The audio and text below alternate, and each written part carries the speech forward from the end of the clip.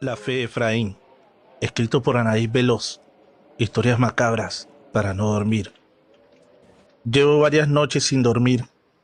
Mi fe ha comenzado a quebrantarse y sé que no debería de ser así, ya que llevo más de 10 años siendo pastor. Pero esto se está saliendo de mis manos. ¿Por qué te cuento esto? Porque quisiera pedir oración a todos tus lectores. Hace 15 días acudió una familia en busca de ayuda, ya que decían tener un hijo que de la noche a la mañana se había vuelto ingobernable. Creía que se trataba de un mal comportamiento, así que pedí que lo trajeran, a lo que ellos respondieron que por el momento se les dificultaba, que si yo podría ir a su casa a verlo. Accedí a visitarlo porque podía ver la desesperación y el desconsuelo en sus ojos. Al llegar me quedé extrañado a ver a 2 sacerdotes católicos en la sala. Después de saludar me condujeron a la habitación del joven. Al abrir la puerta quedé horrorizado al ver a aquel jovencito. Su habitación era muy fría. Había excremento por todos lados y él estaba en un rincón comiendo lo que parecía ser una especie de pollo crudo. Cerré la puerta sin siquiera poder dirigirme al muchacho y les dije a los padres que él no necesitaba un pastor, sino un médico y un psiquiatra. Pero ellos se echaron a llorar y me dijeron que ya lo habían visto psicólogos, psiquiatras, neurólogos y médicos internistas, pero que para la medicina él se encontraba bien, solo un poco bajo de peso, pero todo lo demás estaba perfectamente bien. Les dije que necesitaba que me mostraran todos los estudios, que los analizaría y volvería para ayudar si ellos me estaban diciendo la verdad. Me fui y les mostré todos esos papeles a mi esposa, que es médico, y ella a la vez se los mostró a algunos de sus colegas, y todos estuvieron de acuerdo en decir que era un joven saludable. Así que al día siguiente regresé a casa del joven acompañado de otro pastor. Antes de entrar, decidimos quedarnos a charlar un poco con los sacerdotes, que se veían bastante cansados. Fue entonces que el padre Gabriel comenzó a relatarnos que tenían 3 días y 3 noches orando por el alma del joven, pero ha sido muy difícil ya que no hemos podido contener al muchacho. Tienes que tener cuidado, hijo, me dijo al ver que estaba decidido a enfrentarlo. Asentí con la cabeza y fue al cuarto del joven.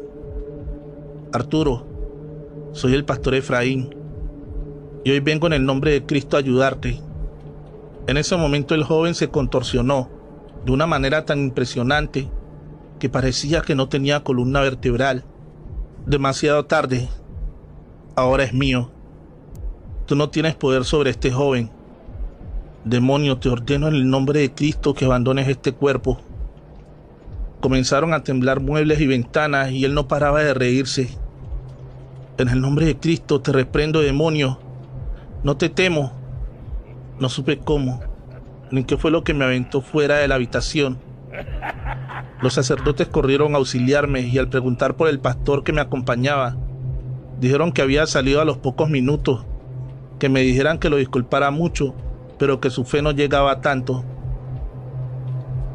¿Te dijo su nombre?, preguntó el padre Gabriel. No, aún no, padre, pero no me rendiré. Hemos enviado una carta y pruebas al Vaticano para que nos autoricen un exorcismo, pero no sé si el joven resista. Yo lo veo bastante mal. Pero ¿cómo fue que Arturo llegó a esto? No lo sabemos. La familia no ha querido decir nada al respecto, así que bastante molesto le dije a los padres que para poder ayudarlo necesitaban decirnos qué había hecho aquel joven. La madre nos contó que había conseguido un libro por internet, que el joven días atrás le comentó que se acabarían sus problemas económicos. Nosotros tratamos de disuadirlo, pero no nos hizo caso. Así que un viernes salió rumbo a la sierra y desde el domingo que regresó, la suerte le cambió totalmente. De no tener trabajo, le hablaron de varios lados. Salía a la calle y se encontraba dinero tirado. Tocaban para pagarle deudas del pasado. Le llamaban para recoger premios en los que él ni siquiera había participado. Y al preguntarle el por qué ese cambio tan repentino, decía riéndose que tenía un demonio bajo sus órdenes. pero que no me preocupara, que él sabía perfectamente lo que hacía, hasta que poco a poco se fue aislando. Dejó de comer y las pocas veces que comía pedía carne, pollo o pescado crudo. Comenzó a tener una fuerza descomunal y hablaba y gritaba en un idioma que nadie le entendía. Y un día que lo llevamos al médico, al bajarlo del carro, comenzó a gritarme: mujerzuela, robamaridos, ya que mi esposo era casado cuando lo conocí y él no tenía forma de saberlo, ya que eso había pasado hace 25 años y él ni siquiera había nacido. Comenzaba a gritarnos cosas que solo mi esposo y yo sabíamos. Fue entonces que decidimos buscar ayuda. Y el padre Gabriel y padre Tomás fueron los únicos que nos quisieron ayudar. Y ahora usted, pastor, lo buscamos porque ellos ya se ven muy cansados, pero vemos que no hay mejoría, cada día empeora más. Comenté esto con los sacerdotes y les dije que tendríamos que buscar la manera de someter al joven, ya que tendríamos que buscar el libro del que hablaban en la habitación. Así que le comentamos a mi esposa y a un grupo de sus colegas, y después de mostrarle la evidencia, ambos dijeron que lo mejor sería sedarlo. Así que quedé entre los dos curas, el médico que lo sedaría y yo tratamos de someterlo, pero su fuerza era tan impresionante que nos aventaba cual si fuéramos títeres. Estábamos por rendirnos, porque nos encontrábamos bastante golpeados y agotados, cuando tocó a la puerta un señor llamado Jacinto. No sé cómo se enteró, solo dijo que él podría ayudarnos. Un poco incrédulos nos quedamos mirándonos, ya que Jacinto era una persona de edad avanzada, y si nosotros no habíamos podido, que éramos más jóvenes que él no tendría oportunidad. El padre Gabriel le dijo que pasara, pero que era bajo su responsabilidad lo que pudiera sucederle. Y al acompañarlo a la recámara, tomó de inmediato al muchacho con gran facilidad y corrió el médico a sedarlo. Después de algunos segundos, Arturo comenzó a quedarse dormido y al tratar de subirlo a la cama nos dimos cuenta que pesaba bastante. No era normal la delgadez de su cuerpo, con el peso que sentíamos al cargarlo. Cuando por fin lo acostamos, de inmediato lo atamos de pies y manos para evitar que se hiciera daño y que nos dañara. Salimos a la sala a tomar un respiro y bastante curioso le preguntamos cómo era que había podido con aquel joven. A lo que Jacinto dijo que él tenía las venas en cruz, que a él los males no le llegaban, y mucho menos iba a poder un demonio, porque era elegido de Dios. Le dijimos que nos ayudara para poder manejar la situación, ya que esperábamos la respuesta del Vaticano. Arturo tiene un demonio dentro, tenemos que ayudarlo, Jacinto. Ay, padrecito, ese muchacho tiene más de 3 demonios dentro, no será fácil. Nos interrumpieron los gritos que pegaba aquel desdichado muchacho. Entramos nuevamente y comenzamos a hacer oración, cuando Jacinto grita: en el nombre de Tata Dios, te ordeno que me digas tu nombre. Asmodeo, dijo aquel demonio. Uno de los padres se palideció al escuchar aquel nombre. Ya según la Iglesia Católica, es uno de los demonios más poderosos. Pedí ayuda a otros pastores, pero su fe era débil y desistían con facilidad. Hemos grabado desde que llegué a casa de Arturo y ayer por la noche por fin pudimos saber el nombre del segundo demonio que tiene prisionero al joven. Y esto sucedió cuando, al unirnos en oración, Jacinto preguntó: en el nombre de Tata Dios, te ordeno que me digas tu nombre. En ese momento comenzaron a volar libros por toda la habitación. Las velas se apagaron y la temperatura bajaba cada vez más. Se hacía imposible seguir orando, ya que se nos estaba congelando las manos y la Biblia. En ese momento Jacinto toma el agua bendita y comienza a rociarlo, y le grita: en el nombre de Tata Dios, te ordeno que me digas tu nombre. Y esta vez se le unió el padre Gabriel: aunque ande en el valle de la sombra de muerte, no temeré mal alguno, porque tú estás conmigo. Tu vara y tu cayado me infundirán aliento. Así que te ordeno en el nombre de Cristo que me digas tu nombre. En ese momento, el joven se enderezó y dijo: soy Astaroth, príncipe de los infiernos. Tú no eres Astaroth, dijo el padre Gabriel, así que te ordeno que salgas de este cuerpo, que es de Dios nuestro Señor. Cura estúpido, dijo burlándose aquel joven mientras le aventaba un libro directo a la cara. En ese momento el padre toma el libro y sale de la habitación, y nosotros detrás de él. Y efectivamente, al comenzar a hojear el libro, nos pudimos dar cuenta que ese joven había hecho varios rituales, rindiéndole tributo a varios demonios, y algunos de ellos eran Asmodeo, Leviatán y por último Astaroth. Según se dice, que este último es capaz de corromper a aquel que anhele riqueza, ya que es mejor conocido como el tesoro del infierno. Por ahora no puedo contarte más. Les mantendré informados de lo que sucede con el joven. Solo les pido mucha oración, que es lo único que liberará el alma de este joven. Las posesiones son uno de los temas más delicados en el ámbito de lo paranormal. Si este caso es actualizado, le estaré trayendo de nuevo en una segunda parte. Recuerda suscribirte al canal y activar la campanita de notificaciones. Esto ayudará a que no te pierdas de las nuevas historias que estaremos subiendo al canal. Trovadores, en la descripción de este video se encuentra el link de la página del autor del siguiente relato, Morales, Terror y Misterio. Síguelo. La iglesia del demonio. En el pequeño pueblo de gente humilde y trabajadora, no había una iglesia, ni una pequeña capilla. Las personas, como buenos creyentes, se reunían a rezar en cualquier lugar. El alcalde, viendo esto, enviaba cada fin de mes una carta a la capital, a un cardenal amigo de él. Este le respondía que pronto estaría allí un sacerdote. Fue así que, de tanto insistir el alcalde y por su lado el cardenal, que enviaron a un sacerdote recién llegado de la madre patria. Sí, así como se lee, un sacerdote español fue el encargado de tan ardua labor. Muy pronto se puso manos a la obra y construyó la mejor iglesia de toda la región. Como contaba con el apoyo de la curia, sus recursos eran ilimitados, así que lo que se edificó fue una gran catedral. Con lo que el sacerdote no contaba es que sus feligreses no querían entrar a tan majestuosa iglesia. Ellos eran gente humilde y la mayoría andaban descalzos. Para ellos era casi que impensable entrar en un lugar tan hermoso. El sacerdote insistía, los invitaba, les imploraba, pero ellos no pasaban de la entrada. Allí debió celebrar sus primeras Eucaristías.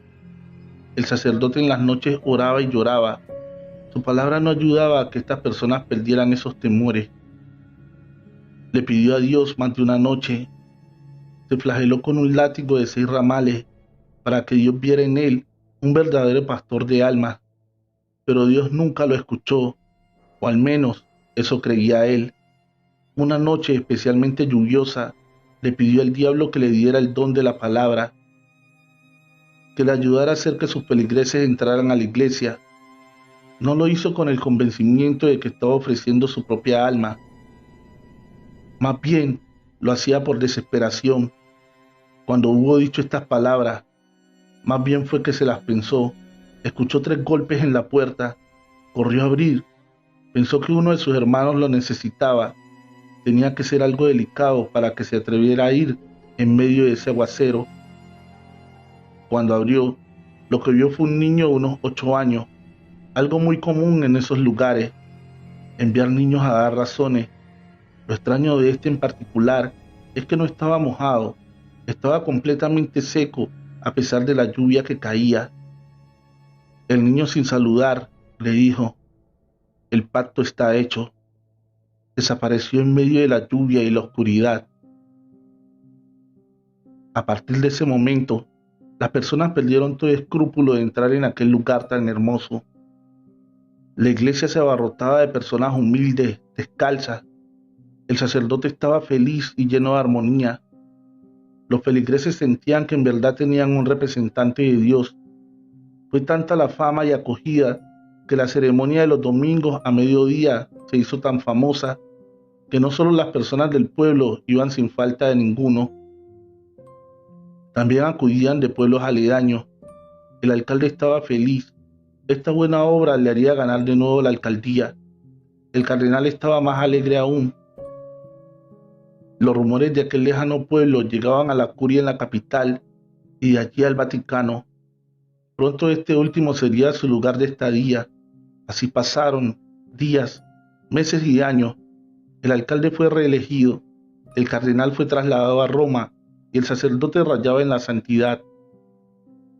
Una noche, a eso de las 8, el sacerdote volvía de comer donde una amiga. Se sentía pleno, el hombre más alegre del mundo. Cuando a unos 30 metros lo vio, era el mismo niño. En su cara angelical se dibujaba una sonrisa malvada.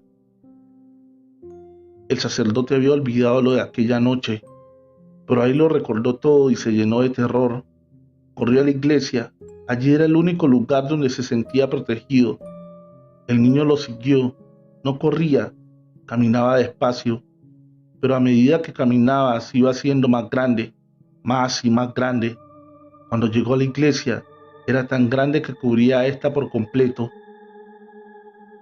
Esa noche, no saben a ciencia cierta qué ocurrió, pero después de las 3 de la madrugada, empezaron a doblar las campanas. Algunos feligreses, sin saber lo que ocurría, fueron a ver y encontraron al sacerdote colgado del campanario. Se había ahorcado. Las personas del pueblo estaban consternadas con aquel suceso. Después de esto, enviaron a varios sacerdotes en reemplazo del que se había suicidado, pero pronto renunciaban, no solo porque después de las 3 a.m. siempre suenan las campanas, también porque aseguraban que ven al sacerdote colgado del campanario. Y muchas veces se ve un niño con una risa malvada parada en el altar mayor. Fue así que con el tiempo no volvieron a enviar ningún sacerdote allí. Los feligreses cerraron aquella iglesia a cal y canto, porque dicen que ésta pertenece al demonio. Con los años fue abandonada por completo. Nadie entra allí. Es más, nadie se atreve ni siquiera a pasar cerca, porque aseguran que allí ven al sacerdote junto con el niño con el que hizo el pacto. Ellos están convencidos que en esa iglesia vive el demonio. Confesión, escrito por Ale Morales Gómez. En aquel entonces, al pequeño poblado no se sabía de algún caso de brujería confirmado.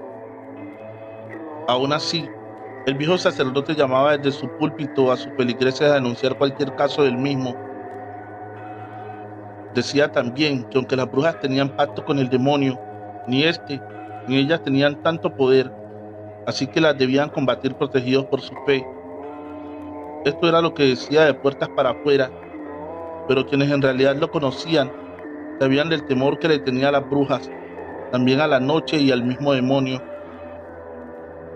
Una noche, cuando ya estaba cerrada la iglesia, el viejo sacerdote rezaba hincado a un Cristo. El clima se hizo frío, un viento helado llenó la iglesia. El sacerdote se puso de pie, sintió un miedo inexplicable. Se santiguó varias veces, buscando protegerse de un enemigo que no podía ver. No sabe de dónde apareció, ya que todo estaba cerrado. Vio una mujer caminando, más que caminar levitaba. No pudo ver sus pies, así que parecía volar. Atribuyó esto a una ilusión óptica, ya que el largo vestido no dejaba ver sus pies. El sacerdote sabía quién era, pero nunca antes la vio en la iglesia. Esta sonreía, una sonrisa que llenaba de miedo al viejo sacerdote. Le dijo a este que quería confesar. No dijo confesarse, dijo confesar. El sacerdote con su mano le señaló el confesionario, pero esta no dio un paso, así que el sacerdote entendió que debía hacerlo ahí de pie. Esperó que ella se arrodillara, pero tampoco lo hizo. «Dime, hija», preguntó él. Ella volvió a sonreír, haciendo que él sintiera frío en su alma. «Soy una bruja», dijo sin más. Este quiso decir algo, pero sus miedos no lo dejaban articular palabras. Por fin pudo hablar y le preguntó por qué le contaba aquello.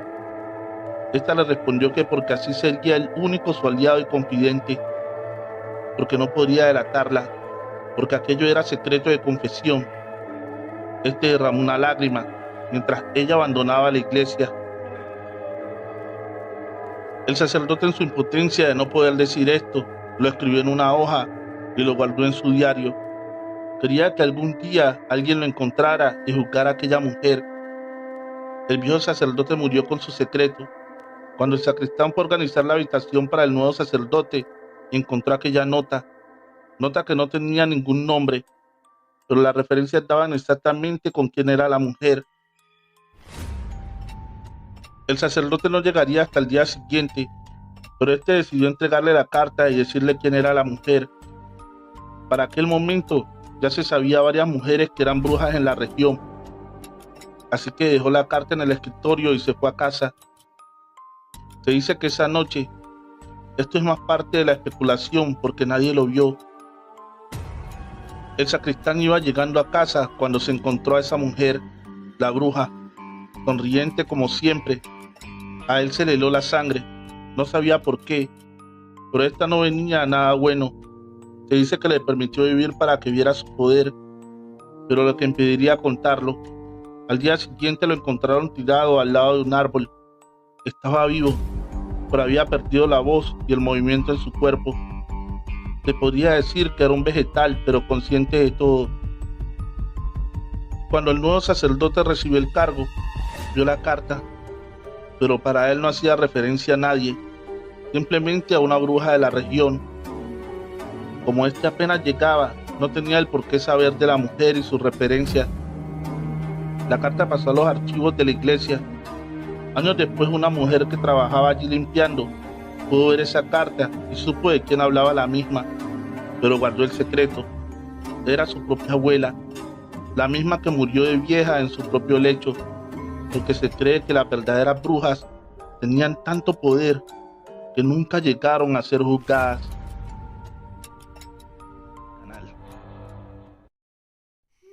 Terrenos malditos, escrito por Anaís Veloz.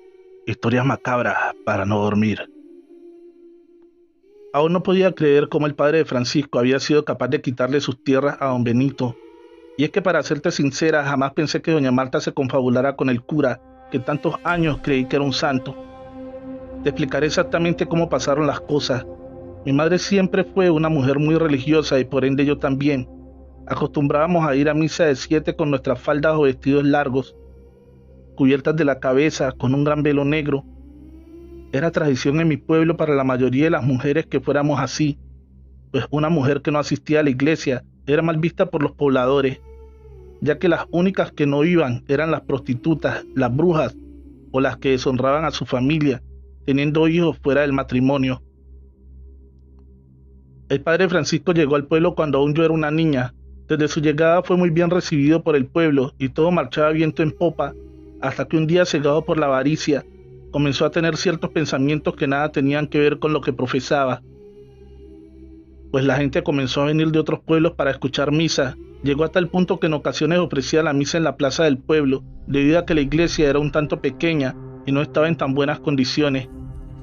Marta era una de sus fieles seguidoras y era la encargada de limpiar la casa cural. Cierto día, mientras el padre contaba la limosna, Marta se acercó hacia su escritorio y comenzó a decirle: «Padre Francisco, ¿no cree que ya va siendo hora de que construyamos una nueva iglesia?» «Ay, hija, ¿con qué dinero si esto apenas nos alcanza para el diario?», respondió mientras escondía los billetes bajo sus ropas. «Pues padrecito, pidámosle a los del pueblo. La mayoría tienen hijos del otro lado y todos son muy devotos. Yo me puedo encargar de pedirles la cooperación». «¿Y el terreno, hija? No pienses que será fácil conseguirlo, y mucho menos nada barato». «Ese no es problema, padrecito. Mire, don Benito ya está muy viejo y el muy sonso nunca tuvo familia. Se fue al otro lado y que para juntar para casarse con Margarita, y esta no lo esperó. Se casó mientras Benito andaba afuera. Es por eso que él nunca se casó y se dedicó nomás a trabajar. Se hizo de muchas tierras. Y pues no es que yo sea abusona, padrecito, pero deberíamos ir a hablar con él. Ya es muy viejo y ni hijos tiene. Dígame usted, ¿a quién le iba a dejar todo lo que tiene? Debería hacer una obra de caridad. Usted nunca lo ha hecho menos, ¿verdad, padrecito? No, hija, claro que no. Benito es muy querido por todos aquí. Ah, ya ve, padrecito, pues que done las tierras. A lo mejor hasta yo vengo alcanzando un pedacito. Es que con tanto hijo que tuve, nos faltó terreno para repartir. Verás que sí, hija. Solo tienes que encargar de que Benito acepte. Al día siguiente, muy temprano, Marta fue a visitar a don Benito, y al verla se sorprendió bastante, pues a pesar de conocerse de toda la vida, Marta rara vez le dirigía la palabra.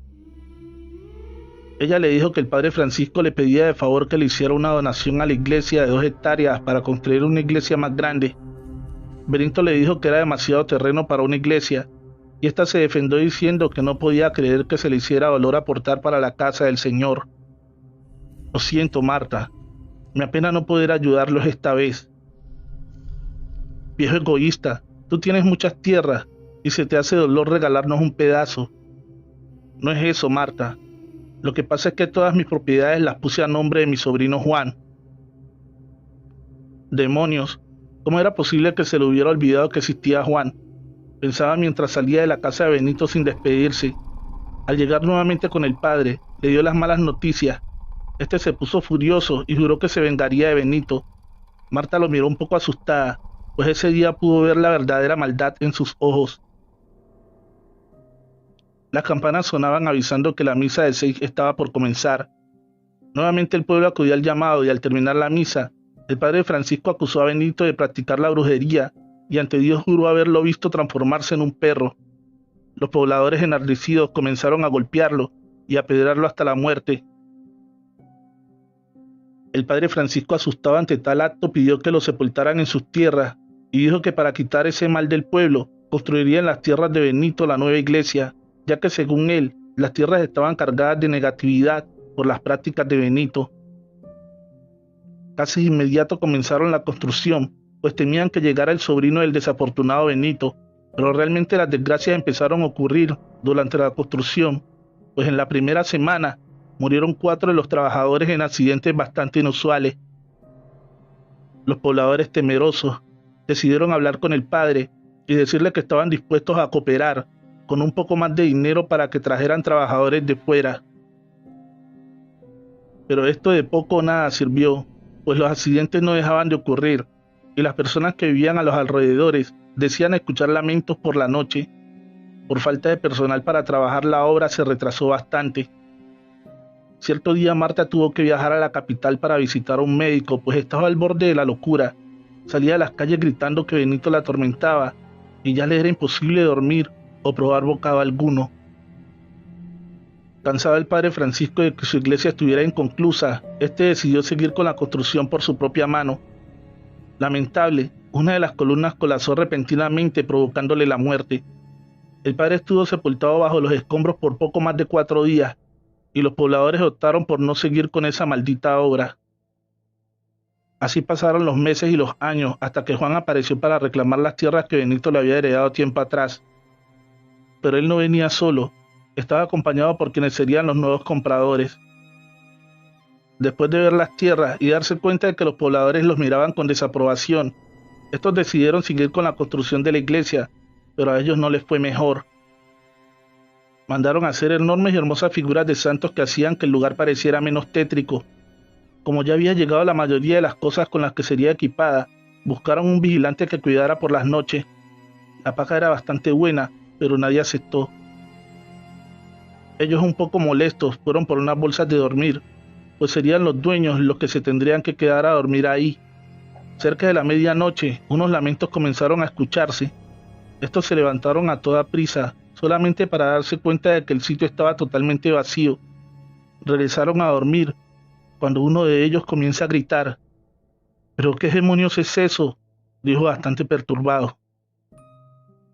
Al voltear, el otro joven que lo acompañaba cayó desmayado de inmediato, pues una de las imágenes de la Virgen se había bajado del enorme pilar en la que había sido colocada y deambulaba por la iglesia como si tuviera vida. «Pero Dios mío, ¿qué es lo que está pasando?», gritaba hacia sus adentros. Intentaba despertar desesperadamente a su amigo, pero sus esfuerzos eran inútiles. En ese momento comienza a jalarlo para llevarlo afuera, cuando se escucharon unos pasos. Alzó la mirada y pude ver claramente cómo el cura se hincaba frente al altar, como si se preparase para dar misa, mientras el Cristo que estaba enfrente reía a carcajadas, burlándose de aquel padre. Fueron tantos los gritos de aquellos jóvenes que gran parte del pueblo estaba a las afueras de aquel maldito lugar. ¿Cómo pudo? Sacó a rastras a su compañero y de ese modo algunos pobladores le dieron auxilio. Les contó lo sucedido, temiendo que lo juzgaran de loco, pero la sorpresa nuevamente se la llevaron los desafortunados compradores, pues después de saber la manera en la que se le fueron arrebatadas sus tierras a Benito, ahora las cosas comenzaron a tener sentido. Ellos jamás volvieron por ese lugar, y hasta la fecha la obra sigue inconclusa. Muchos foráneos han intentado quedarse con el lugar, pero siempre terminan por salir huyendo. No sabemos a ciencia cierta si el alma de Benito es quien tiene maldito ese lugar, o el alma del cura, que paga penitencia por su terrible crimen.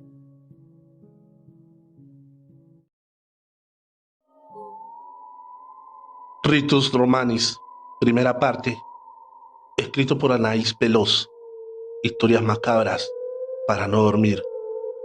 Te invito a que la sigas en su página de Facebook y envíes estrellas para apoyarla en cada uno de sus videos. A veces es tan difícil superar la muerte de un ser querido que recurrimos a un sinfín de artimañas para poder comunicarnos con esa persona que tanto amamos, al menos una última vez. Desafortunadamente en nuestra búsqueda podemos toparnos con toda clase de gente, desde charlatanes que solo se aprovechan del dolor ajeno para enriquecerse, o de esos que olvidan decirte siempre que toda invocación tiene un precio, y no precisamente monetario. ¿Por qué te cuento todo esto? Pues viví muy de cerca las consecuencias y las altas facturas que tuvieron que pagar aquellos que se atrevieron a pactar con lo desconocido. Conocí a Rodrigo y a Susana mientras cruzábamos de ilegales a California. Ellos eran originarios de un pequeño pueblo de Veracruz y durante el camino hacia el tan anhelado sueño americano, logré hacerme amiga de esa singular pareja que no hacía otra cosa que ayudar a los demás inmigrantes. Su actitud al principio me parecía bastante extraña, incluso me daban cierta desconfianza, pues solo los que hemos tenido que pasar por tan difícil situación sabemos que ahí nadie ayuda a nadie. Pues desde que emprendes camino con el coyote, la persona que te cruza usa, te advierte que tengas cuidado donde pisas y que únicamente lleves lo necesario, ya que nadie se detendrá a ayudarte y seguirán su camino, con o sin ti. Tuvimos que pasar por un largo rato, pues la migra rondaba cerca y era demasiado arriesgado cruzar. Así que ese tiempo me sirvió para conocer un poco mejor a la pareja. ¿Ustedes por qué son tan buenos y amables?, les pregunté curiosa. Susana me miró por unos segundos y me respondió tiernamente que ellos solo buscaban la gracia de Dios para que su hijo Toñito pudiera sanar. Lo siento, no sabía que tenían hijos, le dije bastante avergonzada. Solo tenemos a Toñito. Por él es que decidimos venirnos a trabajar a USA. Sus tratamientos son muy caros y trabajando en México es imposible que podamos comprárselos. Vendimos cuando tuvimos, pero mi niño hermoso lo vale, dijo mostrándome una foto. ¿Puedo preguntar de qué está enfermo? Cáncer de pulmón, Rosita. Cuánto siento escuchar eso, le decía mientras trataba de confortarla. No te preocupes, Rosita. En la iglesia dicen que a Dios le gustan las buenas acciones, entonces mi esposo y yo tratamos todo el tiempo de hacerlas. Así que con su medicamento y la ayuda de él, mi hijo se pondrá bien, dijo mientras secaba sus lágrimas. Realmente aquella charla me había marcado, pues veía esos padres deshechos y al mismo tiempo firmes como una roca. No cabía duda lo sorprendente que puede llegar a ser el amor por los hijos. Emprendimos el viaje nuevamente y gracias a Dios logramos cruzar todo ese día. A mí me llevaron a casa de mi hermana donde vivo hasta la fecha y a ellos les había perdido la pista ese día. Pasaron los días y los meses hasta que un día vi a Rodrigo en la fábrica donde trabajaba. Me llené de gusto al verlos nuevamente, aunque para serte sincera se veía bastante desmejorado. Rodrigo, hola, soy Rosita. Rosita, ¿cómo estás? Me respondió entusiasmado. Pues aquí nomás trabajando. ¿Y Susana dónde está? Ella se quedó hablando afuera con nuestro hijo. Hoy por fin le hacen la cirugía y Susana debe de estarle dando su bendición.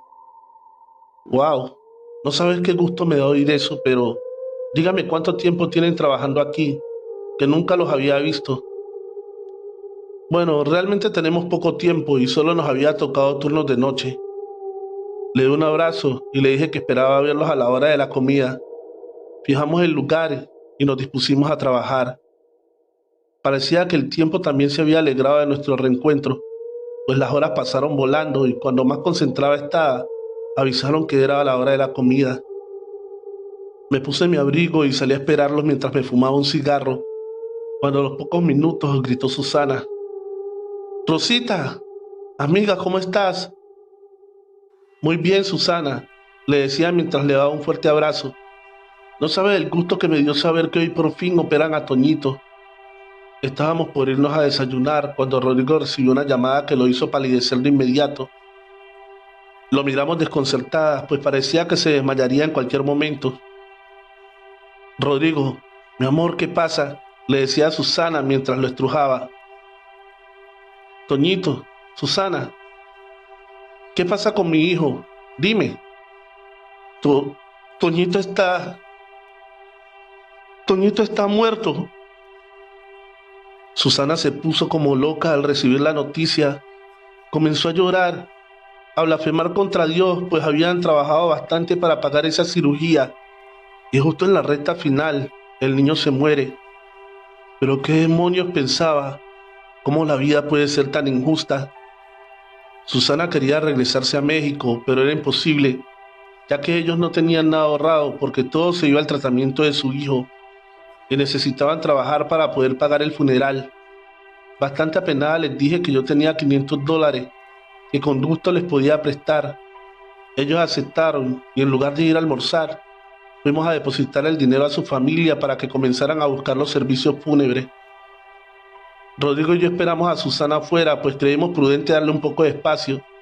Cuando vi la oportunidad de preguntarle a Rodrigo qué era lo que había salido mal, él me dijo, no sé, Rosita, la verdad no lo sé, pues la cirugía había salido bien y justo cuando comenzaban a suturar para pasarlo a recuperación, a este le dio un infarto fulminante.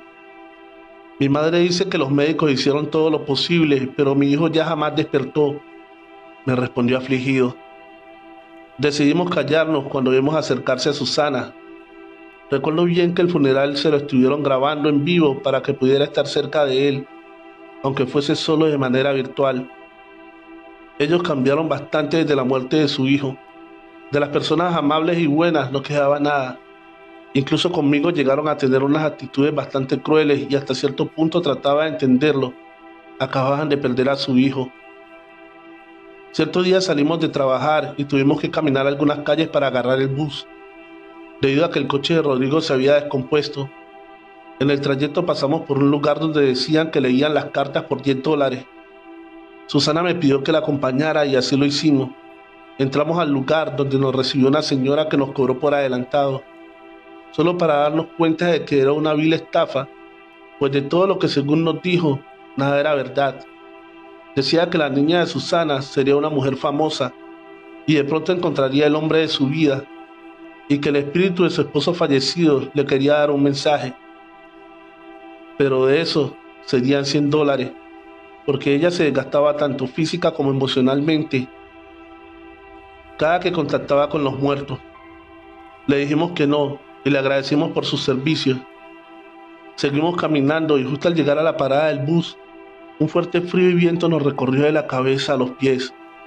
Algo extrañada nos miramos sin decir palabra alguna, cuando una voz nos interrumpió. Buenas tardes, muchachas. Buenas tardes, respondió Susana. ¿Llevan mucho esperando el bus? No, señora, apenas un par de minutos, le dije a la viejecita. Miraba mi reloj algo nerviosa.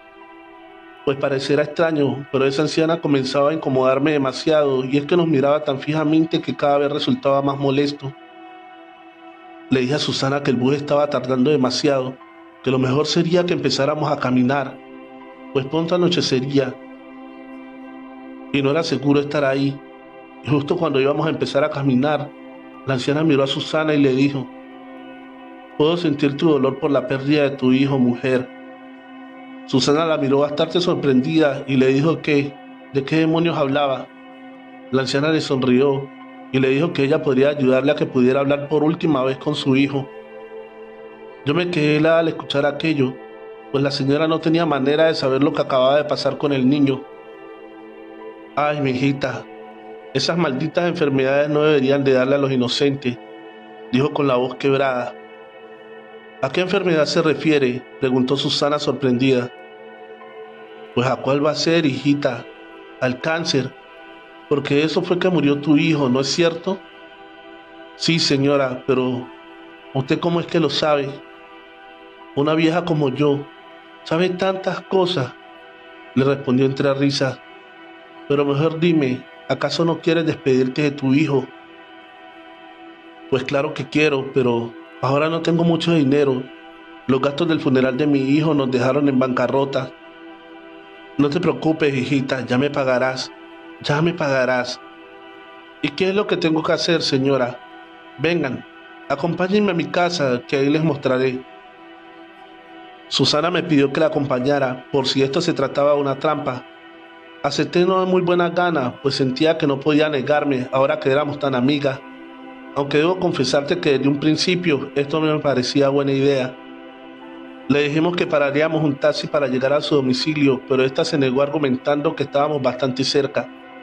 Así que le estuve mandando mi ubicación a mi hermana cada cierto tiempo, mientras Susana llamaba a Rodrigo, su esposo, para avisarle que tardaría más de lo habitual. Y al preguntarle el motivo, le contó a grandes rasgos el encuentro que habíamos tenido con la anciana. «Señora, ¿cree que mi esposo también pueda venir a despedirse de mi hijo?». «Claro, claro que sí, hijita». «¿Me puede dar entonces la dirección?».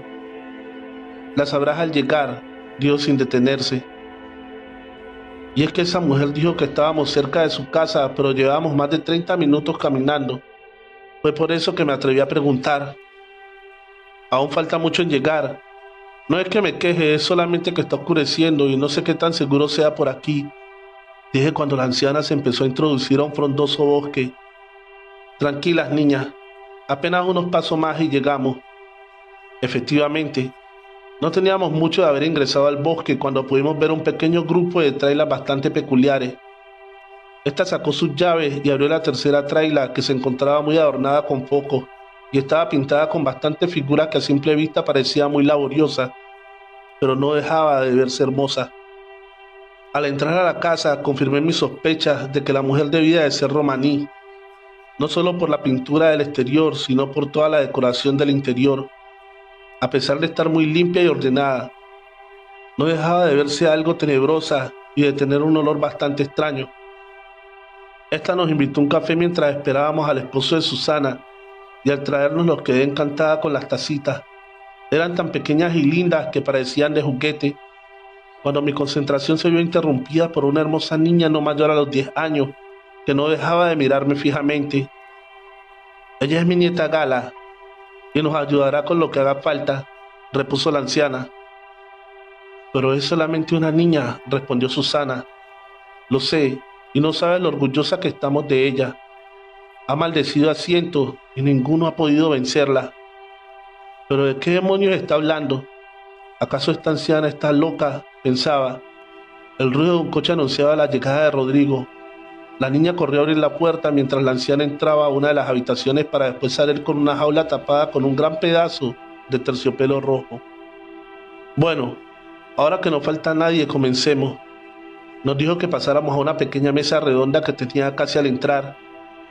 La luz tenue, al igual que la decoración, hacía que el lugar tuviera un cierto misticismo que me ponía bastante nerviosa.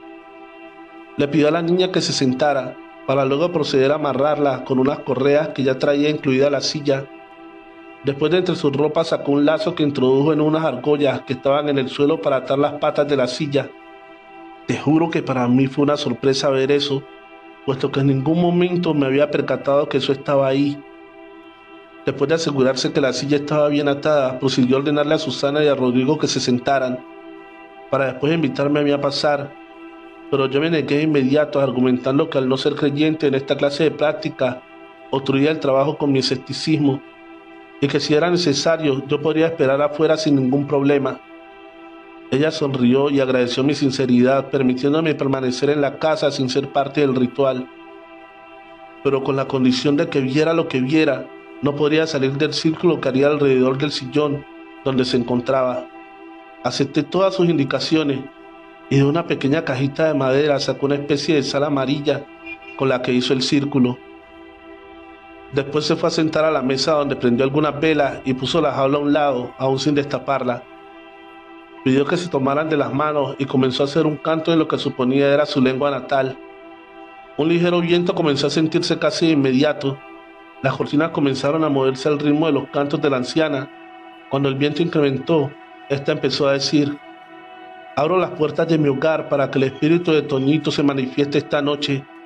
Espíritus de penumbra, les pido que traigan al niño a mi presencia, para que así estos padres afligidos limpien su conciencia y puedan otorgarles su recompensa.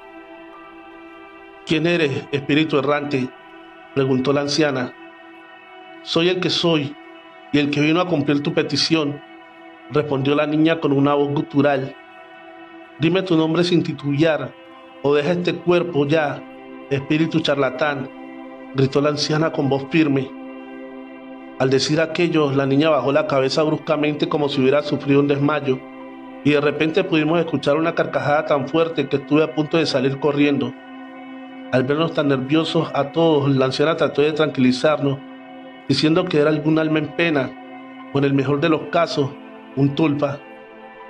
Vi a Susana que estaba a punto de arrepentirse, pues podía ver su cara de terror, y justo cuando ésta estaba por interrumpirla, la anciana hizo nuevamente la invocación. En ese momento la silla comenzó a elevarse varios centímetros del suelo, flotaba cual si fuera un globo aerostático y se movía suavemente de un lado a otro, y un olor a drenaje comenzó a inundar el lugar. ¿Quién eres, espíritu?, preguntó la anciana. Val, respondió con una voz cavernosa. Al escuchar aquello, la anciana palideció de inmediato y comenzó a decir: Señor de las tinieblas, maestro de Satanás y príncipe de los infiernos, te pido perdones a estos simples mortales por haber invocado a los espíritus errantes y que nuestras súplicas fueran escuchadas por ti.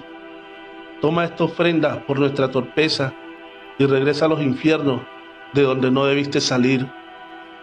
De repente, la jaula fue destapada por algo que no logramos ver, y al ver que ésta contenía un pequeño pajarillo marrón, la niña soltó un grito tan largo y fuerte que provocó que uno de mis oídos se reventara. Podía ver que la anciana no esperaba que eso se manifestara, pues fue la primera en romper sus propias reglas. Se levantó de la mesa y comenzó a caminar hacia atrás. La jaula se abrió y el pajarito salió disparado hacia la anciana, quedando atorado en su boca. Rodrigo y Susana miraban aquella escena tan grotesca sin poder moverse. La anciana sacó el pájaro de su boca con gran dificultad, pues con el pico presionaba fuertemente su lengua. Y te preguntarás, ¿cómo es que me di cuenta de ello? Porque pude ver cómo en su desesperado intento por quitarse ese animal, esta le dio tremendo jalón que terminó por arrancarle un pedazo de la lengua. La mujer sangraba a chorro, pero lo más curioso es que ni una gota caía al suelo. Parecía como si alguien la succionara en el viento. De repente Gala comenzó a hablar como si fuera un niño, y al voltear a verla me llevé la sorpresa de mi vida, pues sus facciones habían cambiado por completo. Rápidamente me pude dar cuenta que se trataba de Toñito, pues su rostro era idéntico a Rodrigo. Susana comenzó a llorar y a pedirle perdón por no haber conseguido el dinero antes para su cirugía. Se levantó de la silla para estar más cerca de su hijo, cuando la anciana le gritó con las pocas fuerzas que le quedaban: «No lo toques». Pero este hizo caso omiso y lo tomó de las piernas tratando de bajar la silla que aún estaba en el viento. En ese momento la cara de Gala cambió nuevamente, pero esta vez a la de un ser aterrador, pues parecía tener varias cabezas de diferentes animales. Al verlo ella intentó salir corriendo, pero una fuerza extraña la aventó con una fuerza impresionante hacia una de las paredes de la traila, quedando prendida a la pared como si estuviera crucificada. Rodrigo trató de ayudarla, pero sus intentos fueron en vano, pues por más esfuerzos que hizo, fue imposible despegarla. De repente la silla cayó de golpe al suelo y al voltear vimos que el rostro de Gala era nuevamente el de ella. La abuela la desató a toda prisa y le ordenó ayudar a Rodrigo, pero lamentablemente era demasiado tarde, pues al pararse Gala de la silla, el cuerpo de Susana cayó al piso. Repentinamente, al acercarnos a ver si se encontraba bien, quedamos horrorizados al verla, pues esta se encontraba prácticamente en los puros huesos. Le faltaba gran parte de su cabello y tenía la quijada desviada, haciéndola ver aún más espeluznante. Desafortunadamente, Susana había perdido la vida ese día. No entendíamos qué diablos había pasado. Al pedirle una explicación a la anciana, esta se limitó a decirnos que Susana había sido la culpable, pues al hacer la invocación de los 7 demonios más poderosos, había escuchado su llamado. Ella trató de darle en ofrenda el ave, pero al ser uno de los príncipes de los infiernos, no se conformaría con un simple pájaro. Él quería que hubiera derramamiento de sangre, y al ésta hablar y tocar a lo que parecía ser el chico, había aceptado el pacto y se cobró con su vida el favor pedido. Lo único que me consuela es que murió en paz, pues su último deseo de hablar con su hijo se cumplió, y ahora gracias a Dios ya está con él, repuso Rodrigo. No metas a Dios en esto. Esos demonios suelen ser embusteros y de algo estoy completamente segura. Tu esposa no está con tu hijo. Lo más seguro es que ese demonio se la llevó a arder en el infierno y tenemos que sacarla de ahí cuanto antes. Solamente que no creo que les guste mucho la idea de cómo hacerlo, pues tenemos que conservar el cuerpo para hacer la conexión. Trovadores. Trovadores, en la descripción de este video te dejo el link de la página de Anaís Veloz, escritora paranormal, autora del siguiente relato, Historias macabras para no dormir. Quieren poseer a mi mamá. Primera parte. ¿Me está hablando en serio, doctor? ¿No me puede decir que mi madre está perfectamente sana? Se acaba de perder 30 kilos en tan solo 2 meses. Lo siento mucho, Rodolfo, pero en realidad no sé qué esperabas escuchar. Le hemos realizado todos los estudios clínicos que hay y estos no arrojan nada. Y entonces, ¿cómo me explica la pérdida de peso, el insomnio y los múltiples moretones en su cuerpo? Mira, yo creo que lo mejor será que la canalicemos con el psiquiatra. Él podrá responder mejor tus inquietudes. Es que usted no entiende. Cree que no la llevamos al psiquiatra antes de traerla con usted. Incluso pasó por 5 psicólogos antes de que ellos creyeran que ocupaba medicamento. Lamento que no te hayan podido ayudar, pero médicamente no tiene nada y solamente perderías más tu tiempo y dinero sometiéndola a más estudios innecesarios. ¿Y qué es lo que debo hacer? Mira, date la oportunidad de conocer al doctor Molina. Considero que él sí podrá ayudarte. ¿Por quién me toma, doctor? Este tipo es un homeópata.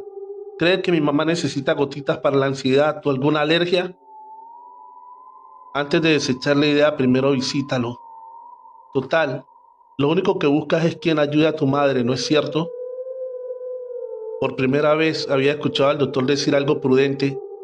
Estaba tan desesperado que haría cualquier cosa para ver bien a mamá. Así que al salir me fui directo a buscar al doctor Molina y vaya sorpresa que me llevé, pues tuve bastante dificultad para encontrar el lugar, pues imaginaba que este tendría una clínica o por lo menos un consultorio decente, pero al llegar era todo lo contrario. Le pregunté a una multitud de gente que se encontraba fuera de una casa bastante humilde si sabían dónde es que se encontraba el consultorio del doctor Molina, a lo que ellos respondieron que me encontraba parado justo ahí. Lo miré bastante desconcertado, pues me parecía imposible que un médico ejerciera en tan precarias instalaciones. ¿Me podrías indicar dónde está la recepción?, le pregunté a uno de los chicos que esperaba pacientemente. Aquí no hay recepción, me respondió extrañado. Y entonces, ¿cómo demonios se dan cuenta de la gente que llega? ¿Cómo es que me consultará si ni siquiera sabe que estoy aquí? Y dudo mucho que hoy alcance a atender a toda esta gente. Será solo tiempo perdido, le respondí molesto. Pero ¿quién te crees tú? Vienes a ver al doctor Molina y ni siquiera sabes cómo es que atiende. Has de ser de los típicos curiosos que solamente vienen por el morbo, ¿cierto? Espera, espera. Lo siento. No quise ofenderte. Realmente vengo porque el médico de mi madre me mandó con él.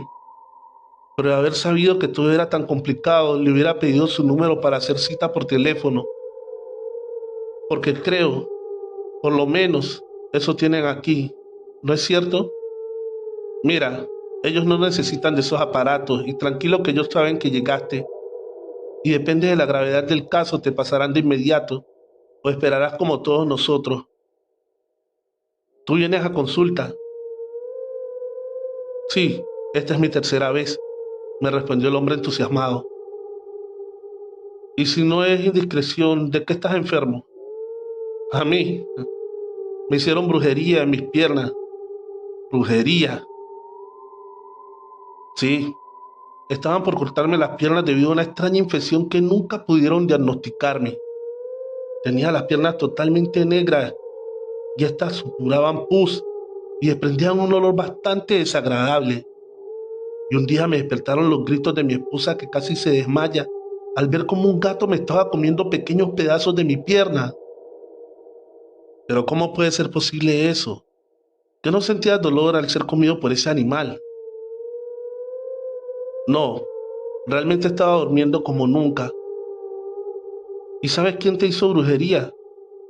No, pero hoy me lo dirán. Disculpa mi escepticismo, pero me parece algo tan difícil de creer. Lo sé, y no te culpo, me dijo mientras se levantaba su pantalón para mostrarme sus piernas, aunque había algunas partes aún amorratadas, los huecos donde faltaban pequeños pedazos de carne se encontraban totalmente cicatrizados. Espera, dijo sacando su celular del bolsillo para mostrar cómo es que lucían sus piernas antes de acudir con el doctor Molina. Te juro que hice un esfuerzo sobrehumano para no vomitar al ver aquellas fotografías, pues estaban demasiado hinchadas y negras, y puedo jurar que entre la pus que le brotaba, ya había visto uno que otro gusano. Estaba por darme la vuelta para ir a mi coche cuando salió un joven vestido de blanco y gritó: Rodolfo, el doctor Molina te espera. Yo, bastante confundido, me quedé helado por algunos segundos, pues cómo era posible que él supiera mi nombre. Rápidamente me dirigí hacia él y este me pidió que me quitara la ropa y los zapatos y me pusiera una bata blanca. Tengo que hacerlo frente a usted, le dije al joven que me miraba fijamente. Por supuesto que no, detrás de ti están los vestidores. Me sentí muy apenado por mi torpeza y entré a uno de los 5 vestidores y mientras me quitaba la ropa me dijo el chico: solamente te voy a pedir un favor, Rodolfo. No levantes la ropa del suelo. Al salir de consulta nosotros te la entregaremos. Hice exactamente lo que me pidieron. Después de salir del vestidor se apareció un chico que inundó mi ropa con el humo de algunos inciensos que traía, para después recogerla con un par de hojas de palma seca. Antes de entrar con el doctor Molina, tuve que meter mis pies en una bandeja de agua que por el fuerte olor que supe era vinagre. Acto seguido me rociaron el cuerpo con un agua que hizo que se me erizara la piel, pues me hizo sentir una sensación que jamás había sentido antes. Debo confesar que aunque todo era muy humilde, estaba bastante limpio y después de pasar el segundo filtro sentí una paz y tranquilidad como hacía mucho no sentía. Me hicieron pasar a una habitación totalmente blanca en donde solamente había algunos cirios, un escritorio y 2 sillas. Algo que me llamó bastante la atención era como en el techo había unas cruces perfectamente formadas por el hollín que hacían los cirios. Buenas tardes, Rodolfo, dijo un hombre anciano que te juro que no sé de dónde salió. Buenas tardes, doctor Molina. Me manda el doctor. Sé perfectamente quién te manda, muchacho, dijo interrumpiéndome. Mi nombre es Donato y no doctor Molina. Perdone, creo que me equivoqué de consultorio, le dije poniéndome de pie. Tranquilo, Rodolfo, dijo el joven que me había dado la bata minutos atrás. Lo que Donato te quiere decir es que él solamente usa el cuerpo del doctor Molina para curar. A ver, espérenme un momento. Creo que no estoy entendiendo nada. Mira, te explico. Donato era un indígena que había nacido con don bastante hermoso, que era el de la sanación, pero este jamás lo quiso ejercer, motivo por el cual cuando murió, este fue enviado nuevamente a la tierra para cumplir con las obras que nunca quiso hacer en vida. Y el abuelo, el padre y ahora el doctor Molina han prestado sus cuerpos para que Donato pueda venir a curar a quien lo necesite. Discúlpenme si sueno grosero, pero esto me parece bastante absurdo. ¿Cómo alguien de ciencia cree en esta clase de tonterías? ¿También te parece tonterías el deterioro de tu madre?, respondió Donato. Supongo que con el doctor Gutiérrez lo puso al tanto del caso de mi mamá. Pues fíjate que no, pero como sé que hay dudas de lo que te digo, hablaremos un poco más de lo que ha pasado con tu madre. Ella comenzó a enfermar desde la muerte de tía Rosalba, ¿cierto? Aunque ellas jamás lograron tener una buena relación debido a la conflictiva y avariciosa que era tu tía. Tu madre siempre veló por ella. Por cierto, debo decirte que aún sigue en su casa el dinero que le robó de la herencia que le dejó a tus abuelos, a tu mamá, aunque ya queda muy poco debido a los varios gusticos que se ha dado tu prima Romina. Pero lamentablemente todo le ha salido mal, pues es dinero que su madre robó y por ende lo saló. ¿O tú por qué crees que todo lo que compra terminan por robárselo o descomponerse? Y no vayamos lejos. El carro color negro que compró la semana pasada, ¿no lo tienen descompuesto afuera de tu casa? Te juro que no podía creer todo lo que ese anciano me estaba diciendo. Cierto que varias cosas se las contamos al doctor Gutiérrez, pero a nadie le mencionamos lo del dinero que le habían robado a mi mamá. Incluso jamás le hablamos de Romina.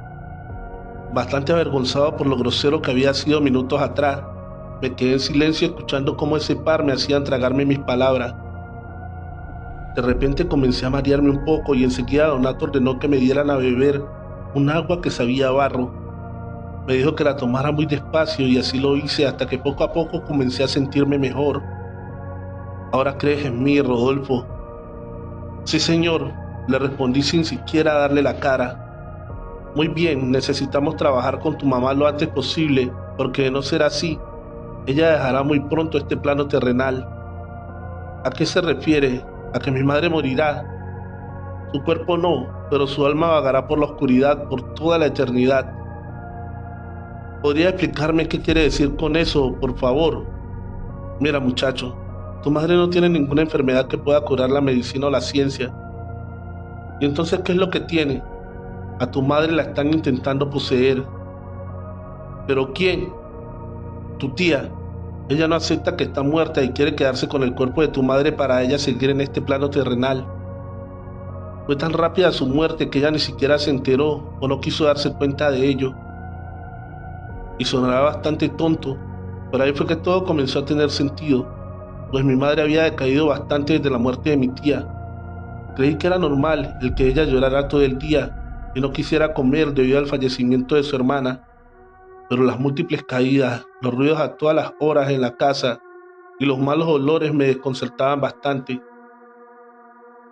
Y algo que había olvidado y que recordé en ese momento que Donato comenzó a decirme todo, era que mi madre tenía unas actitudes bastante diferentes a como solía ser, y por breves momentos su piel se oscurecía al igual que su cabello.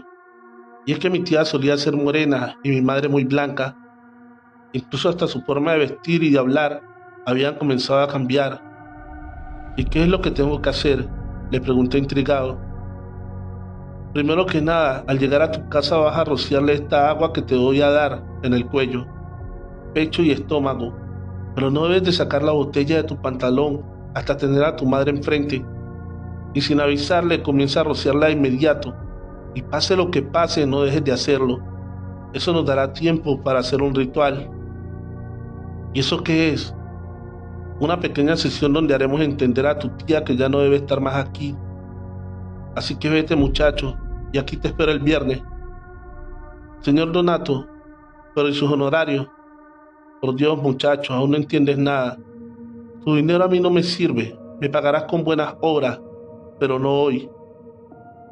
Al salir del consultorio y pasar nuevamente por los vestidores, me entregaron mi ropa lavada y planchada, cosa que me parecía bastante rara, pero a estas alturas ya no me atreví a opinar nada, así que me cambié y dejé la bata en el suelo, como se me ordenó, y me fui directo a casa.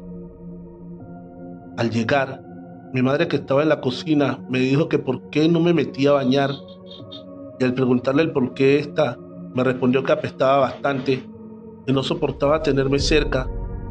En ese momento llegó Cristina, mi hermana, y al acercarse a olerme, me dijo que olía muy bien, como a flores del campo. ¿Acaso estás idiota, Cristina? Pero mamá, ¿por qué me hablas así? ¿Cómo puedes decirle eso a tu hermano, cuando en realidad apesta podrido? Podrida debes estar tú la nariz, mamá, porque Rodolfo huele bien, dijo dándose la media vuelta. Ahí supe que era el momento exacto para hacer lo que me había dicho Donato, así que inmediatamente saqué el agua y comencé a rociarle por todo el cuerpo a mi mamá, acción que la puso furiosa y comenzó a maldecirme como nunca lo había hecho. Los gritos de mi madre hicieron que Cristina regresara a toda prisa a ver qué era lo que estaba sucediendo, y por unos breves momentos mi hermana solamente se limitó a decir: ¿Tía Rosalba?, preguntó temblorosa, dirigiéndose a mi madre, que se retorcía cual si fuera una experimentada contorsionista. ¿Pero qué demonios es esto?, grité al ver el rostro de mi madre bastante similar al de mi tía. Ella me miraba retadora sin decirme palabra alguna. Estaba por acercarse cuando la muchacha de limpieza bajó las escaleras a toda prisa y bastante palidecida, y esta, al ver a mi mamá, se limitó a decir: «Señora Rosalba, ¿qué hace usted aquí?», para después caer desmayada. «María, María», le gritaba a mi hermana tratándola de volver en sí. Mi madre salió corriendo de su habitación con una agilidad impresionante para luego ponerle seguro a su puerta. Cuando por fin logró despertar, María nos contó que mientras limpiaba la habitación de mi mamá, comenzó a escuchar pequeños golpes en la puerta del closet. Esta trató de ignorarlos hasta que comenzaron a intensificarse, y cuando estaba por salir de la habitación, sintió como alguien jaló su cabello con gran fuerza. Y al mostrarnos, esta tenía una gran calva debido a la agresión que sufrió. Les pedí que se sentaran y les platiqué de mi singular encuentro con Donato. A estas alturas estoy seguro que ninguna de ellas dudó después de haber visto lo que pasó con mamá. Cristina, bastante preocupada, me dijo que llamara al doctor Gutiérrez para que nos pusiera en contacto con Donato, pero justo cuando estaba por marcarle recibí una llamada, y vaya sorpresa que me llevé, pues se trataba de Mario, el ayudante de Donato y el encargado de dar las batas. Traté de explicarle lo que había pasado, pero él me interrumpió diciéndome que no me preocupara, pues lo que Donato me había dado era para exponer el espíritu de mi tía y se diera cuenta de que ella ya era un ser descarnado y no pertenecía más aquí. Y tenía toda la razón, pues de vez en cuando unos gritos desgarradores seguidos de unos llantos terribles se escuchaban en la habitación de mi madre. Digo que esto solo sería el principio del ritual para liberar el cuerpo de mi madre. Hemos llegado al final de este episodio. Para que no te pierdas la segunda parte, dale fuerte al botón de suscripción activando la campanita de notificaciones. Quieren poseer a mi mamá, segunda parte. Pero algo se salió de control, o mejor dicho, no estábamos preparados para lo que ocurriría a continuación. Eran cerca de las 8 de la noche, la casa comenzaba a ponerse bastante fría. Le pedí a Cristina que prendiera la calefacción, pero esta dejó de funcionar sin razón alguna. María dijo que prendería unas velas para que éstas calentaran un poco la casa, así que fue por unos cerillos. Pero por más intentos que hizo, esta no logró encender ninguna vela. Las luces comenzaron a bajarse, el ambiente estaba tornándose bastante extraño. Solo estábamos Cristina, María y yo en la casa, y por supuesto mi madre, que tenía más de 4 horas encerrada en su habitación. Comenzamos a preparar café para entrar un poco en calor, cuando de repente escuchamos como alguien subía a toda prisa las escaleras. Corrimos de inmediato creyendo que era mi mamá, pero ahí no había nadie. Regresamos a la cocina y vaya sorpresa que nos llevamos, pues estaba hecho un desastre. ¿Pero qué demonios?, gritó Cristina. ¿Quién diablos hizo esto? Tratamos de encontrar alguna explicación lógica. Por más vueltas que le dábamos al asunto, no lográbamos entender. Nos sentamos en la sala esperando que bajara mamá, ya que ninguno de nosotros nos atrevíamos a subir, pues comenzó a escucharse como si varias personas estuvieran en la parte de arriba. Bastante nervioso, marqué el número del que me había llamado Mario horas atrás, y apenas logré entender lo que me decía, pues había mucha interferencia. Tranquilos, Rodolfo, vamos en camino. Procura tener un espejo siempre en la mano para que no te tomen por sorpresa. ¿Pero de qué me servirá un espejo, Mario? Por favor, no cuelgue. En ese momento se cortó la llamada. Revisé mi teléfono y estaba totalmente descargado. Algo demasiado extraño, pues antes de marcar tenía el 80% de carga. ¿Qué te dijo Rodolfo?, gritaba Cristina asustada. Pues que tuviéramos a la mano un espejo. ¿Y de qué rayo nos va a servir un espejo? Ni siquiera sabemos qué pasa. Discúlpeme que me meta, patrón, pero en mi rancho solíamos usarlos cuando se decía que alguien había sido embrujado. ¿Y eso para qué, Mari? Para poder ver a los fantasmas. El espejo lo traemos siempre frente a nosotros y en él podemos ver si realmente hay algún fantasma o algún demonio cerca, porque no todos tenemos la capacidad de verlos, y de lo contrario, si tenemos el espejo, estos reflejan y podemos ver de quién se trata. Cristina corrió a su bolso y sacó un pequeño espejo. María hizo lo mismo y sacó uno de su cartera, y la verdad yo agarré un enorme espejo que estaba en la sala. Creo que ya tardaron demasiado, le dije a Cristina. Cálmense, patrón, ahorita llegan. Lo que pasa es que estoy segura de que su tía no los deja llegar. ¿Cómo es eso posible, María? Hay tantas cosas que ustedes los de la ciudad no conocen. Las palabras de María me habían dejado bastante pensativo, y Cristina sostenía su espejo bastante temblorosa, cuando de repente gritó: «Hay una mujer justo detrás de mí», dijo sosteniendo el espejo con ambas manos. «¿Es mi tía?», pregunté curioso. «Creo que no, Rodolfo». «Entonces, ¿quién demonios es, Cristina?». Estaba tan asustada que ni siquiera podía hablar, motivo por el cual María se sentó junto a ella y con mucha seguridad levantó su espejo para ver qué era lo que temía tan mal a Cristina. «Virgen Santísima, esto no es su tía, patrón, esto es un demonio». Al decir aquello, las puertas comenzaron a golpearse como si hubiera un fuerte viento que anuncia un huracán. Las ventanas temblaban a la par de las puertas y algunas figurillas de porcelana que tenía mi mamá parecía como si hubieran cobrado vida. Jalé a Cristina hacia la salida y le gritaba a María, que se quedó sentada cual si fuera estatua. «María, ven, tenemos que salir de aquí». Pero ni siquiera parpadeaba. Me acerqué cautelosamente y cuando estaba por tomarle de la mano, algo aterrador pasó, pues su cabeza dio un giro de 180 grados para después de regalarme una sonrisa malévola y decirme: «María no está más aquí». Después de eso, su cabeza giró nuevamente, quedando en la postura normal. Esto parecía una locura. Aquello era algo imposible, pues con ese giro hubiera perdido la vida en un instante. Poco a poco empecé a retroceder y ella no dejaba de burlarse y maldecirnos. Pero todo cambió de un momento a otro, pues de repente María pegó un gran salto al techo y, cual si fuera una araña, comenzó a correr hacia la segunda planta. «Esto no es real», gritaba Cristina, agarrándose la cabeza. Para mí era imposible consolarla, pues me encontraba igual o peor que ella, de asustado.